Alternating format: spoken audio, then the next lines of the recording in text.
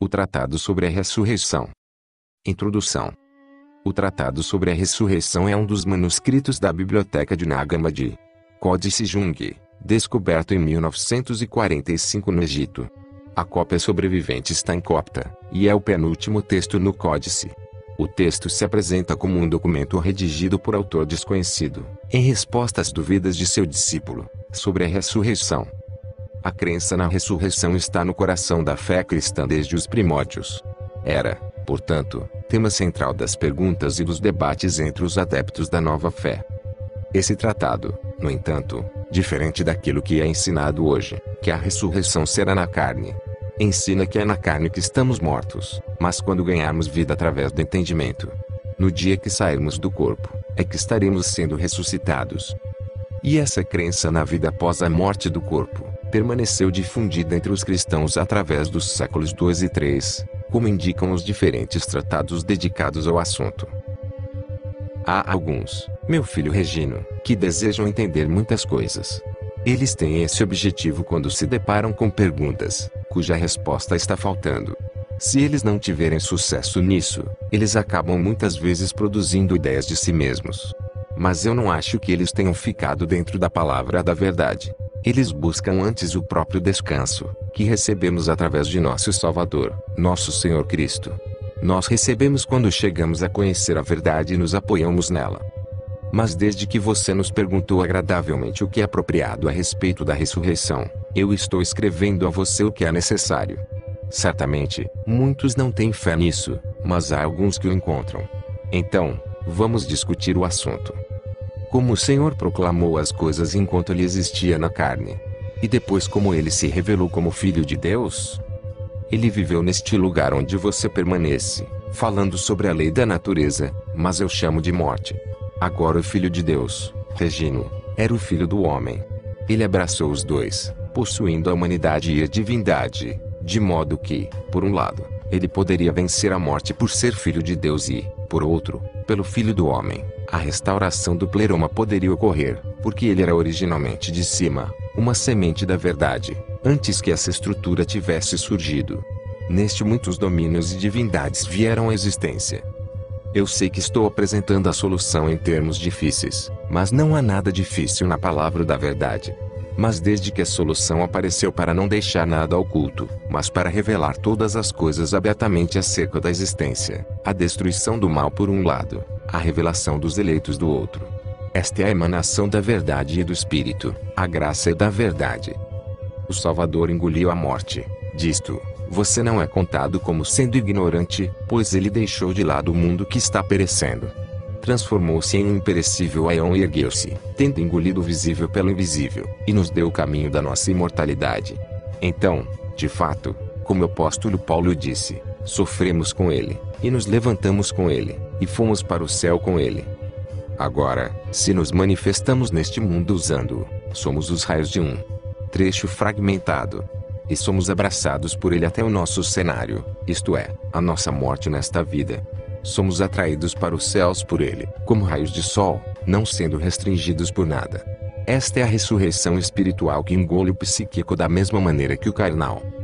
Mas se há alguém que não acredita, ele não tem a capacidade de ser persuadido. Pois é o domínio da fé, meu filho, e não o que pertence à persuasão. Os mortos ressurgirão. Há quem acredite nisso entre os filipinos que estão neste mundo. Pelo menos ele irá surgir. E não permita que o filósofo que está neste mundo tenha razão para acreditar que ele é quem retorna a si mesmo, e isso por causa de nossa fé. Porque conhecemos o Filho do Homem, e cremos que ele ressuscitou dentre os mortos. Este é aquele de quem dizemos, ele se tornou a destruição da morte, como ele é um grande em quem eles creem. Grandes são aqueles que acreditam. O pensamento daqueles que são salvos não perecerá. A mente daqueles que o conheceram não perecerá. Portanto, somos eleitos para a salvação e redenção, pois somos predestinados desde o princípio a não cair na loucura dos que não têm conhecimento, mas entraremos na sabedoria daqueles que conheceram a verdade. De fato, a verdade que é mantida não pode ser abandonada, nem tem sido. Forte é o sistema do pleroma, pequeno é o que se soltou e tornou-se imundo. Mas o todo é o que é englobado. Ele não veio a existir, ele existia. Então, nunca duvide da ressurreição, meu filho Regino. Pois se você não existia em carne, você recebeu carne apenas quando entrou neste mundo. Por que você receberá a carne quando subir ao Éon? Aquilo que é melhor que a carne, é aquilo que é a origem da vida.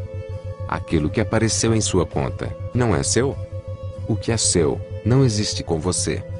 No entanto, enquanto você está neste mundo, o que é que lhe falta? Isto é o que você tem feito todo o esforço para aprender. A placenta do corpo é velhice, e você existe na deterioração. Você percebe a ausência do corpo como um ganho. Pois você não desistirá do que é melhor, quando você partir. Aquilo que é pior tem diminuição, mas há ganho nisso. Nada, então, nos redime deste mundo. Mas o tudo que somos, somos salvos. Nós recebemos a salvação de ponta a ponta. Deixe-nos pensar desta maneira. Vamos compreender desta maneira. Mas há alguns que desejam entender, no inquérito sobre as coisas que eles estão investigando, se aquele que é salvo, quando deixar seu corpo para trás, se será salvo imediatamente. Que ninguém duvide disso. Trecho fragmentado. De fato, os membros visíveis que estão mortos não serão salvos, pois, somente, os membros vivos que existem dentro deles surgirão. O que, então, é a ressurreição? É sempre a divulgação daqueles que ressuscitaram. Pois se você se lembra de ter lido no Evangelho que Elias apareceu em Moisés com ele, não pense que a ressurreição é uma ilusão. Não é ilusão, mas é verdade. De fato, é mais apropriado dizer que o mundo é uma ilusão, e não a ressurreição que surgiu por meio de nosso Senhor, o Salvador, Jesus Cristo. Mas o que é que estou dizendo agora? Aqueles que estão vivos morrerão? E como é que eles estão vivendo em uma ilusão? Os ricos tornaram-se pobres e os reis foram derrotados. Tudo está propenso a mudar. O mundo é uma ilusão, com efeito, eu não faço trato com as coisas em excesso. Mas a ressurreição não tem esse caráter supracitado, pois é a verdade que permanece firme. É a revelação do que é, e da transformação das coisas e uma transição para a novidade. Pois a imperecibilidade desce sobre o perecível, a luz desce sobre a escuridão, engolindo-a, e o pleroma preenche a deficiência. Estes são os símbolos e as imagens da ressurreição. Ele é quem faz o bem. Portanto, não pensem em parte, ó Regino, nem vivam em conformidade com esta carne por uma questão de unanimidade, mas fujam das divisões e dos grilhões, e vocês já têm a ressurreição. Pois se aquele que morrer sabe de si mesmo que vai morrer, mesmo que passe muitos anos nesta vida, ele é levado a isso. Porque ao morrer, não se considera como ressuscitado, e portanto é levado a isso. Se você tem a ressurreição, mas continua agindo como se fosse morrer, e, ainda assim, alguém sabe que ele morreu, por quê? Então, eu ignoro sua falta de exercício. É apropriado que cada um pratique e busque o conhecimento de várias maneiras, e ele será libertado deste elemento para que ele não caia em erros. Mas ele mesmo receberá novamente o que a princípio era. Essas coisas recebi da generosidade do meu Senhor Jesus Cristo.